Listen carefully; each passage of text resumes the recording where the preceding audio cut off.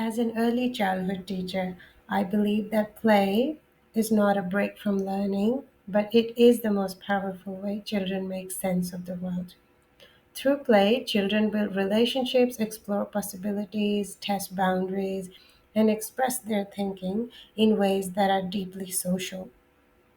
My teaching philosophy is grounded in the beliefs that every child is capable, curious, and deserves environment that invite challenges and joys.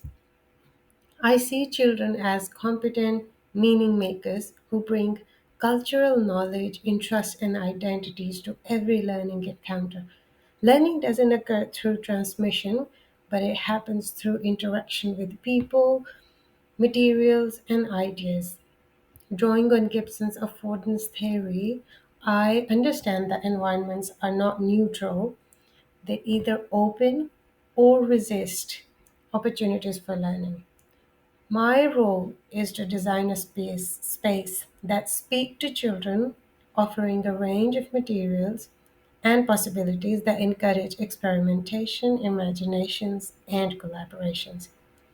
When environments are thoughtfully curated with loose paths, open-ended materials, and natural resources, children become creators of their learning rather than receivers of instructions. Risk benefit theory further informs my practice by helping me reframe risk as pedagogical tool rather than a threat. I see this as my responsibility to scaffold the risk, not suppress. It means that providing language that supports reflection, for example, asking children, how will you make this stable? Instead of saying, be careful, with my learning spaces, risk is managed collaboratively through conversation and trust, enabling children to experience not autonomy and self-confidence.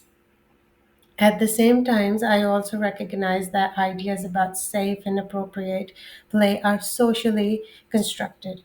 Post-structural thinkers such as Dahlberg and Morse, they remind us that childhood is not a universal truth, but a cultural discourse shaped by powers, fear, and policy. Their work prompts me to reflect on how my assumptions and institutional norms can limit children's agency. For example, when schools removed play parts, school removed loose parts to prevent injury, they protect compliance rather than children's well-being. Therefore, as an educator, I see myself as someone who challenges these ideas and work with families and colleagues to create safe and empowering play experiences.